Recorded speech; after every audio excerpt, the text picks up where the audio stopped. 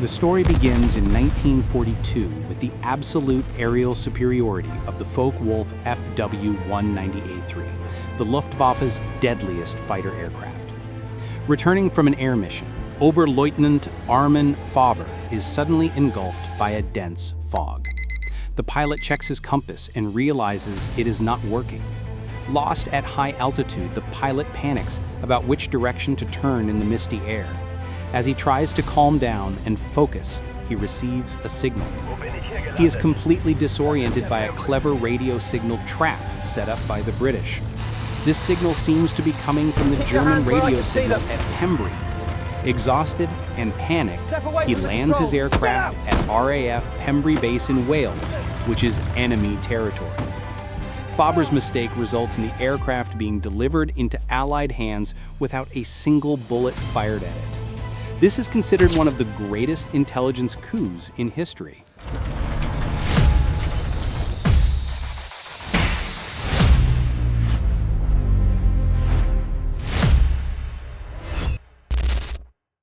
Our story is beginning, and every minute will transport you back to the experiences of that time. You won't want to miss any of it. Are you ready to witness the moment when the greatest intelligence coup in history began? Before we dive into this incredible story, I would be very grateful if you subscribe to my channel and like the video to support me. I need your help to grow my channel. Thank you very much in advance. Let's start. The sky above the English Channel in 1942 was a brutal, unforgiving proving ground, a place where men and machines faced a new kind of sudden, absolute death. For nearly 2 years, the desperate defense of Britain had rested on the wings of the Supermarine Spitfire. It was a legend, a fighter of elegance and speed. But in the summer of 1941, an entirely new kind of German predator appeared over the French coast. It was the Focke-Wulf Fw-190, nicknamed the Verger, the butcher bird. It was everything the Allied pilots had dreaded. With its powerful BMW radial engine, devastating roll rate, and heavy concentrated firepower, the Fw-190, especially the dominant A-series, was a shock. It wasn't just better than the older Spitfire Mk5, it was a wholesale aerial executioner. At low to medium altitudes, it could out-accelerate, out-dive, and out-fight anything the Royal Air Force could put up. British fighter losses soared. The balance of power, so tenuously held since the Battle of Britain, began to tip violently back in Germany's favor. For the men fighting in the cockpits, the appearance of the butcher bird was a death sentence waiting to be signed. In Berlin and in the headquarters of the Luftwaffe on the Western Front, the F-190 was celebrated as a masterpiece of aeronautical design by Kurt Tank. It was robust, easy to maintain, and a highly stable gun platform, capable of carrying a heavier punch than the venerable Messerschmitt Bf-109. This was Germany's technological edge, a closely guarded secret whose true capabilities the Allies were desperate to uncover. The problem for the Allies was simple. To defeat the weapon, they had to understand it. They needed a complete, functioning F-190, but the German pilots were fanatically disciplined, ensuring that any damaged aircraft either crashed on enemy-held territory or was utterly destroyed on impact. Captured wreckage offered only tantalizing, fragmented clues. British intelligence, particularly the Air Ministry and the scientists at the Royal Aircraft Establishment, RAE, at Farnborough, were at their wits' end. They knew they were fighting a ghost they couldn't fully comprehend. According to historical records, the situation was so dire that the RAF was actively considering a highly risky commando raid on a Luftwaffe airfield in occupied France, Operation Squab, just to steal a single F-190. The stakes were hundreds of Allied lives, maybe more. But no one knew that in the skies over the English Channel, fate, or more accurately, a moment of profound confusion, was already taking its own unplanned course. Our story focuses on a young man named Oberleutnant Arnim Faber. He was a fighter pilot with Jagdgeschwader 2, Fighter Wing 2, also known as JG-2 Richthofen, one of the most elite and decorated units in the Luftwaffe. Faber was a capable, though not necessarily exceptional, pilot. He had proven himself in the fierce fighting of the Western Front. On the morning of June 23, 1942, Faber, flying a brand-new F-190A3, Werknummer 313, was part of a Staffel, providing escort for a group of German bombers heading toward the south coast of England. The mission was routine, but the air was electric with tension. Every sortie into this zone meant an almost certain clash with the RAF. He was tasked with protecting his comrades, flying a machine that, in that moment, represented the pinnacle of German engineering superiority. The mood in the cockpit of a fighter pilot is a curious mix of high adrenaline and isolated focus, where the world shrinks to the dials, the sight, and the enemy. The inevitable dogfight erupted over Lime Bay, a furious, swirling ballet of death, as the RAF Spitfires of the Czech-manned No. 3110 Squadron desperately tried to intercept the German formation. The sky exploded into chaos. The distinctive roar of radial engines and the rapid-fire clatter of cannon and machine guns filled the air. In the brutal close-quarters fighting, Faber's F-190 proved its worth. Its exceptional roll rate allowed him to snap into defensive or offensive maneuvers far faster than his Spitfire opponents. Faber was an active participant in the maelstrom, maneuvering aggressively, seeking a target. In the height of the engagement, Faber found himself locked in a deadly duel with a Spitfire, flown by Czech pilot Sergeant František Treitnar. The G-forces pressed Faber into his seat as he twisted and turned, trying to shake the tenacious Spitfire.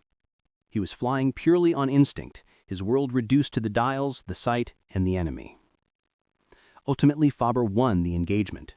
With a brief, savage burst of his main armament, he struck the Spitfire, sending the Allied fighter spiraling down into the Devon countryside.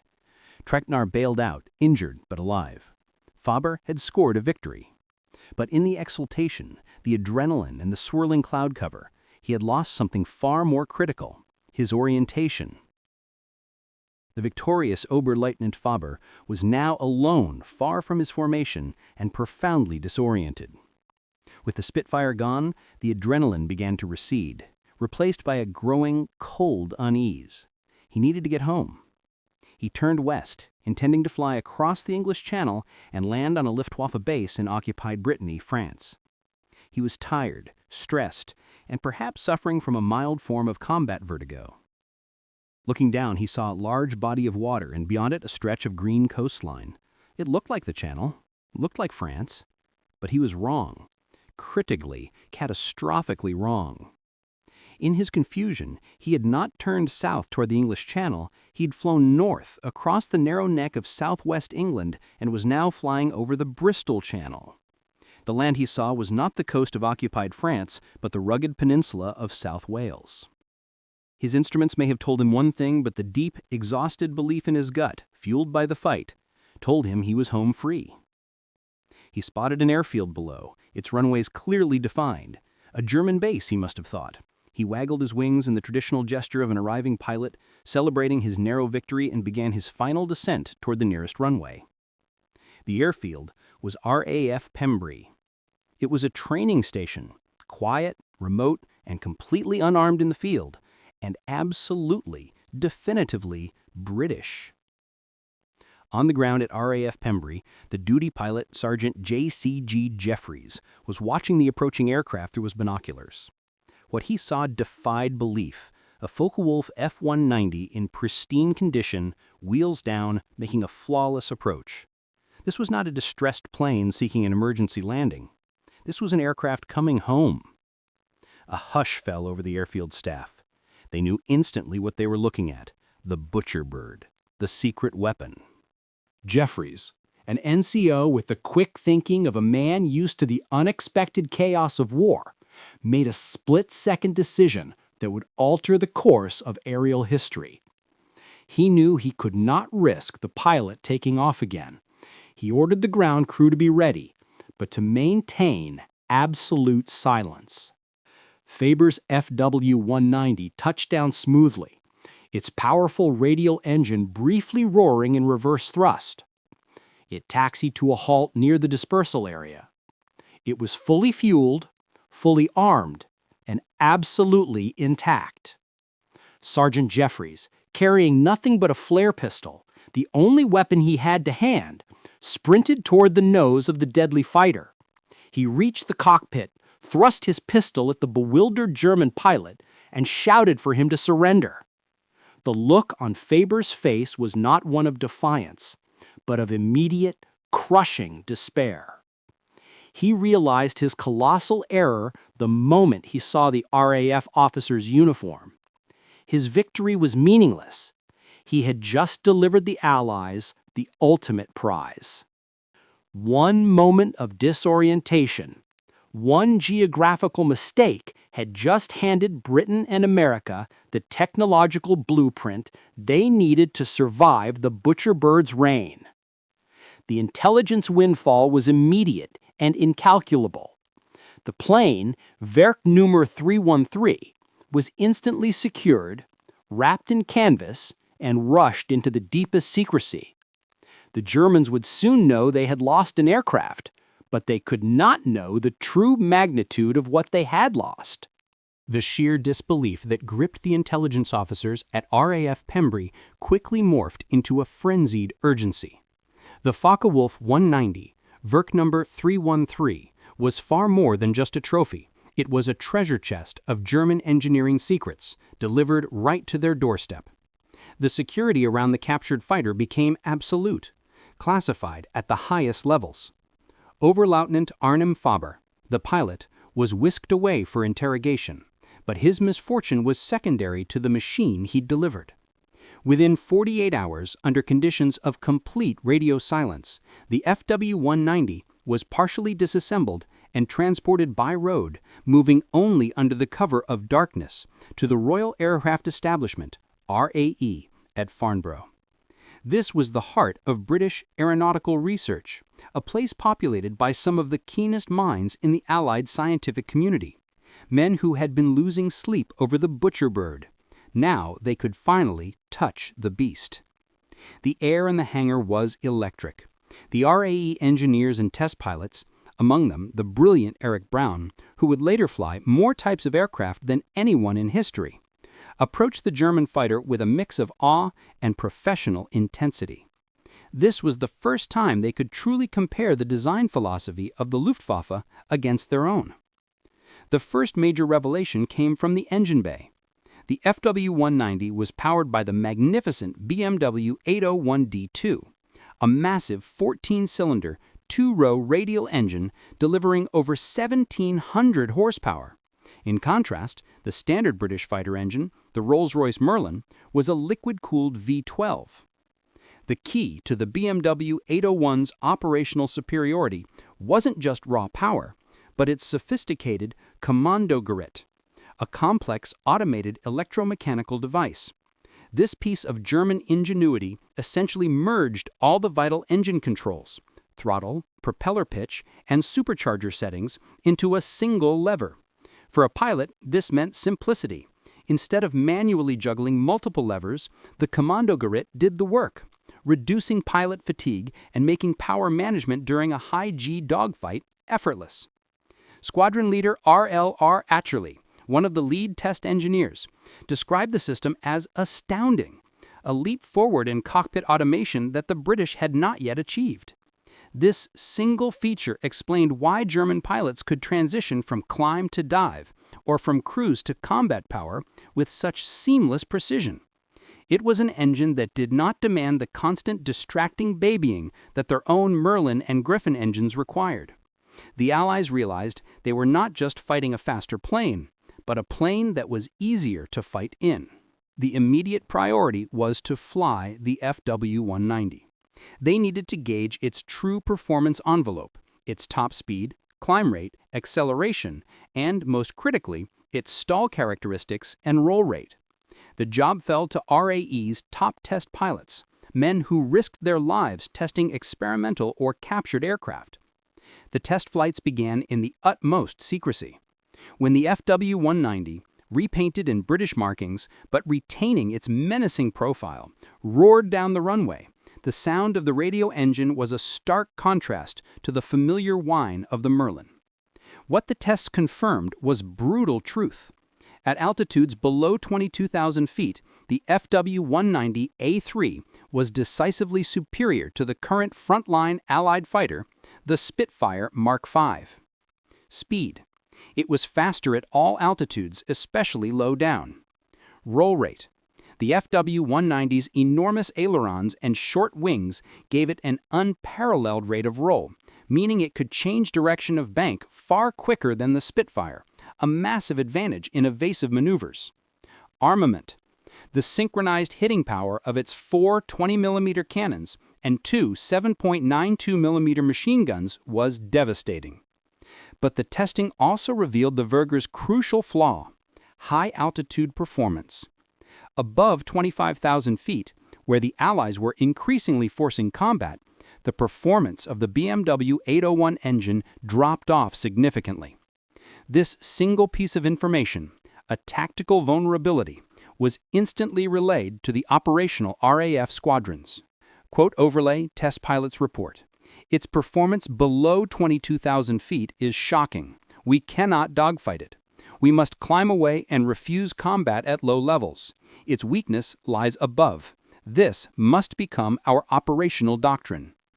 The intelligence gathered from Werk number 313 had an immediate and cascading impact on the war effort, particularly on the burgeoning American presence in the European theater.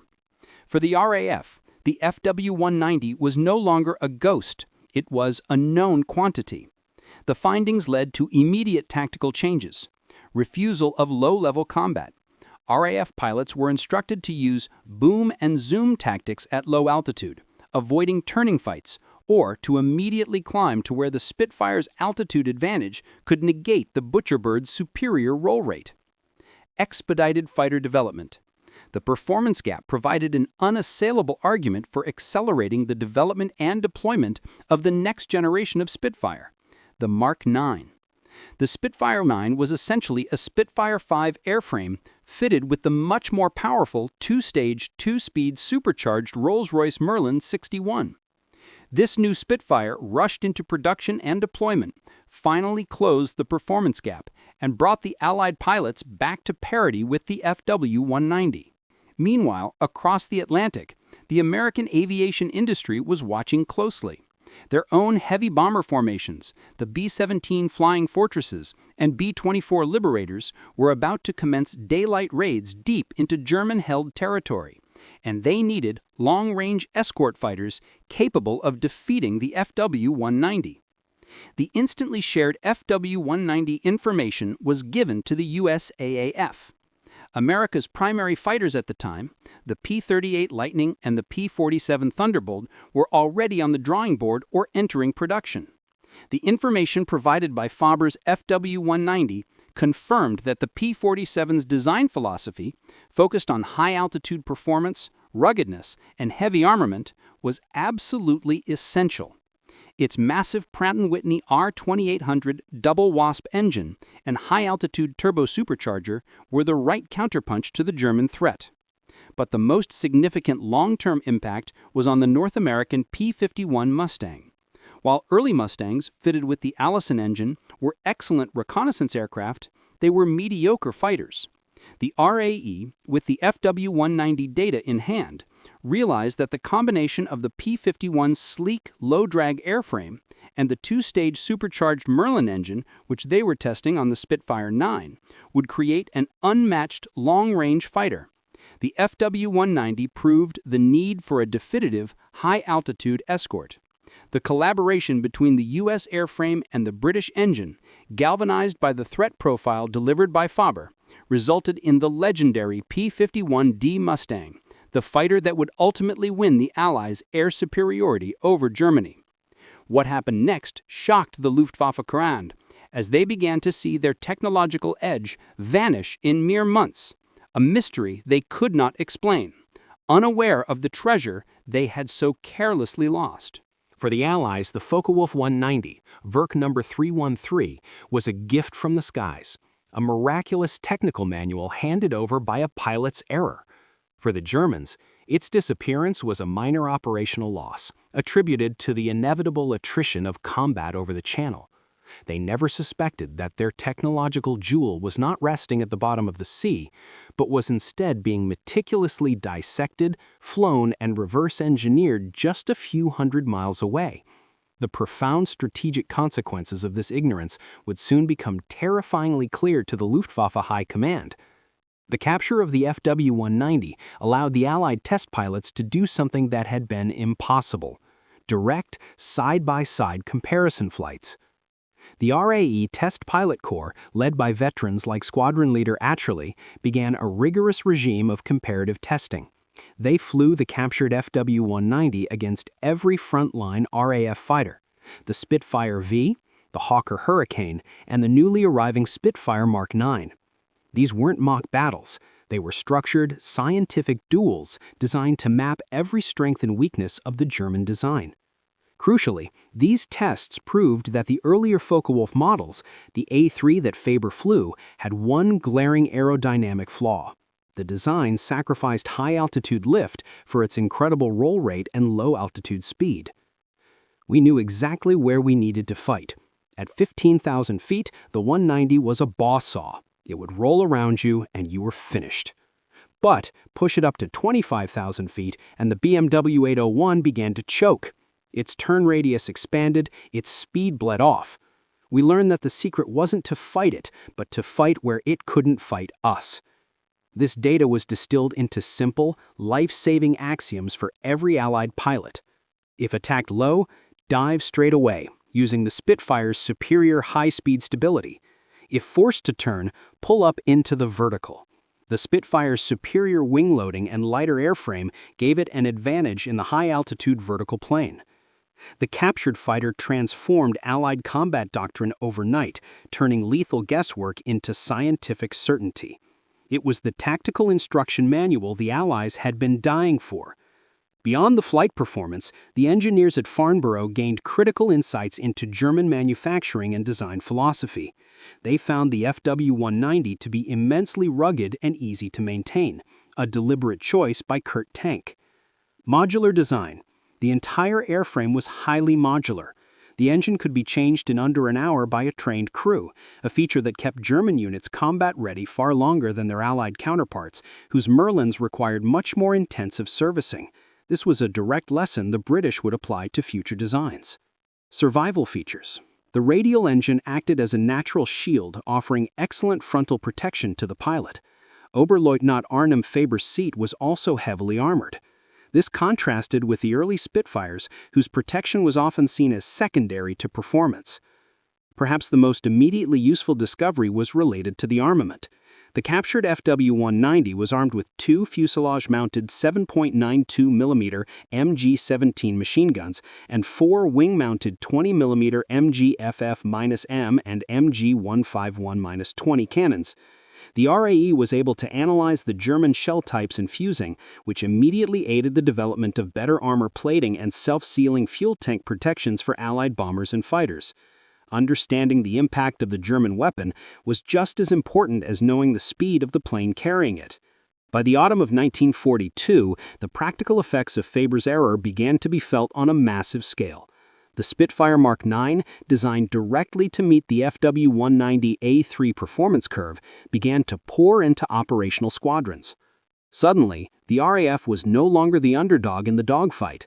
The new Spitfire could hold its own at low altitude and decisively outclimb the FW-190 above 25,000 feet. Where before the Germans had held the initiative, they now found themselves facing a fighter that was, at the least, an equal. The crippling attrition rate suffered by the RAF in 1941 to 1942 began to slow, then reverse. But the real long-term impact was preparing the theater for the arrival of the Americans.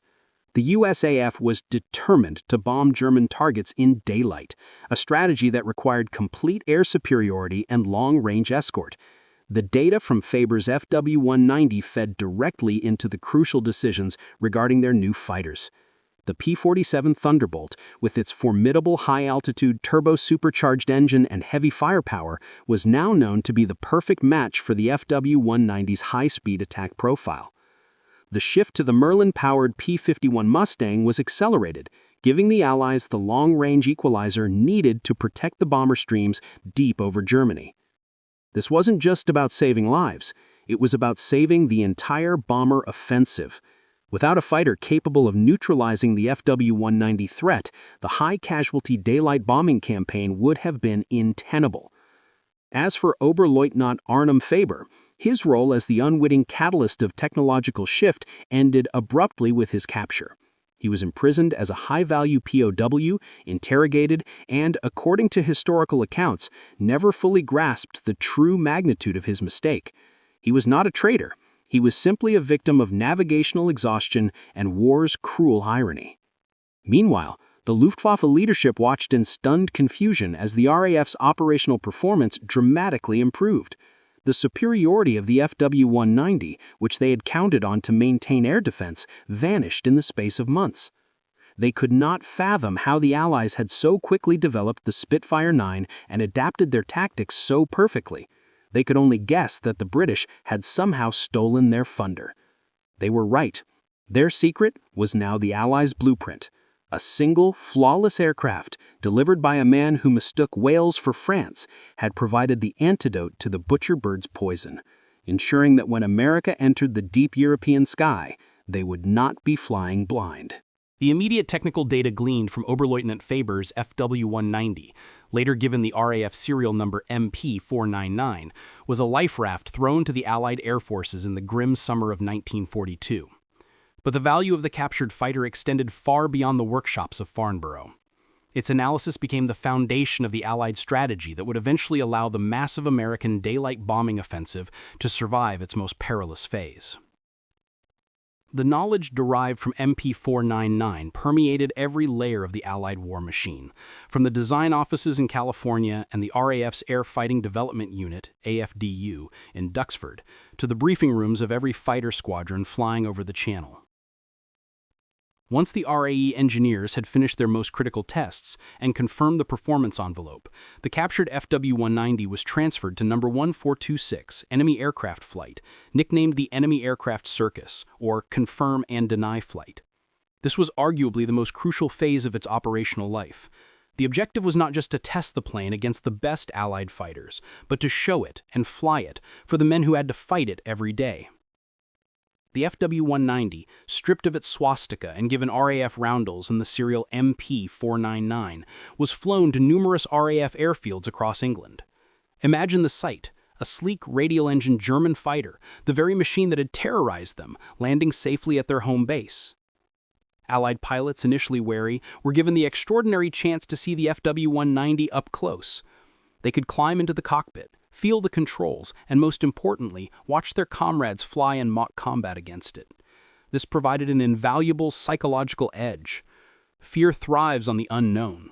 By revealing the FW-190's strengths and demonstrating its exploitable weaknesses in a controlled environment, the circus stripped away the mystique surrounding the butcher bird. The pilots realized it was a machine of metal, not a demon of the sky.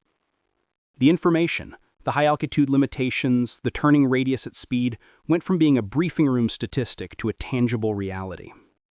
While the RAF was preoccupied with defending the British Isles, the Americans were preparing for their audacious strategic daylight bombing campaign over mainland Europe. They knew their massive formations of B-17 flying fortresses and B-24 Liberators would be prime targets for the Luftwaffe's elite fighter units, spearheaded by the FW-190.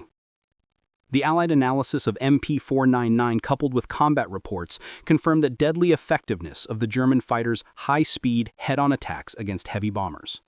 The FW-190 could close the gap faster than the B-17's gunners could react.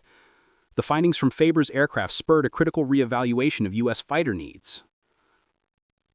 Speed and range were king. The FW-190 confirmed that the U.S. needed a fighter that could outrun it in the dive and escort bombers deep into Germany. This heavily favored the development path of the long-range, two-stage supercharged fighters. High-altitude power.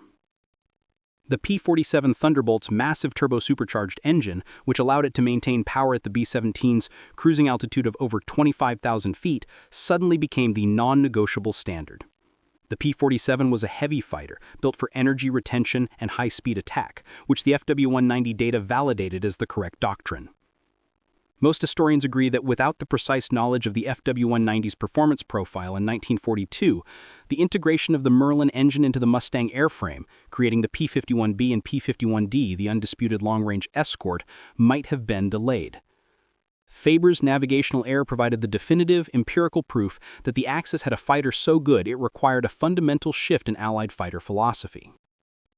What makes this story a true cinematic irony is the Luftwaffe's failure to grasp the scale of the disaster. German intelligence assumed that Oberleutnant Faber's Fw-190, if it had crashed in Britain, would be a wreck, offering only limited intelligence. They focused their concerns on the pilot himself, fearing he might reveal sensitive operational details under interrogation.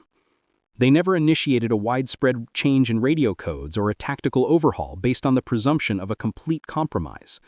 In their minds, the technological advantage of the Fw-190 was unassailable. This arrogance, or perhaps just a critical failure of imagination, allowed the Allies months of unimpeded testing and analysis. While the RAF was preoccupied with pushing out minor upgrades to the Fw-190, which continued to evolve into excellent fighters, the Allies were building the Spitfire 9 to exactly counter the A-3 and simultaneously perfecting the P-51 Mustang to outrange and outfight even the latest German variants.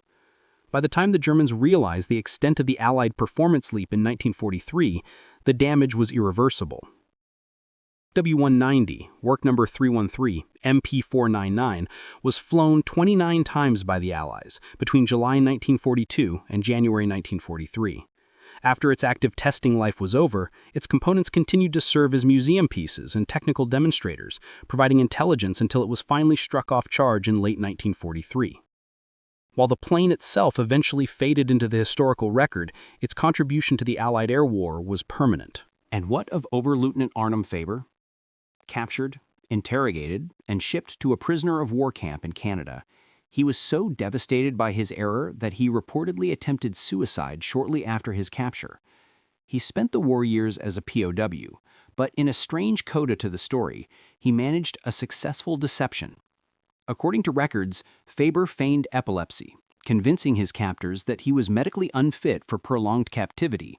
He was repatriated to Germany in 1944. Upon his return, the once-lost pilot, whose mistake had secretly aided the Allied war effort on an incalculable scale, was immediately returned to frontline flying duty, a testament to the German war machine's desperate need for experienced pilots. Faber continued to fly and fight, surviving the war against the very aircraft that his own plane had helped perfect. The entire episode, a snap decision by a disoriented pilot, a single hour's error in navigation, had altered the global technological balance of power, saving countless Allied lives and fundamentally shifting the strategic trajectory of the air war over Europe. It is a stunning reminder that history's grand narrative is often turned not by the heroics of command, but by the smallest, most human of mistakes. By 1943, the sky over Europe was no longer the exclusive hunting ground of the butcherbird. The strategic ripple effect set in motion by the capture of Works number 313 had come to full fruition. The Allies now possessed the high-performance, long-range aircraft necessary to challenge the Luftwaffe anywhere, anytime. The crucial gap in air superiority had been closed and then decisively reversed. This was the era of the P-51 Mustang, the fighter whose true potential was unlocked by the specific technical knowledge gained from Faber's mistake. The Mustang, armed with the two-stage Merlin engine, offered not just raw power and high-altitude performance, but the sheer endurance needed to escort B-17s to the limit of their range and back. The Fw-190 data had confirmed the need. The Mustang delivered the solution. Prior to the full deployment of the P-51, Luftwaffe pilots could reliably disengage from Allied fighters over the Channel, knowing the vulnerable bombers would soon be flying unescorted hundreds of miles deep into Germany. The Fw-190 was often the spearhead of these devastating bomber attacks. The arrival of the Mustang changed the operational geography of the war. Now, the Fw-190 pilots had to fight tenacious, high-flying, and equally fast opponents all the way to the target and back. This put German fighter pilots, whose numbers were dwindling and training quality was declining, under immense continuous stress. The intelligence gathered from MP499 had taught the Allies how to fight the Fw-190. They knew to use the Mustang's superior high-altitude performance and incredible range to their advantage. They could dictate the terms of engagement, often surprising German fighters who had expected to only face unescorted bombers. The immediate tactical victory of the Spitfire 9 and the P-51 was only one part of the story. The RAE's deep dive into the FW-190 left a permanent mark on Allied aviation engineering philosophy.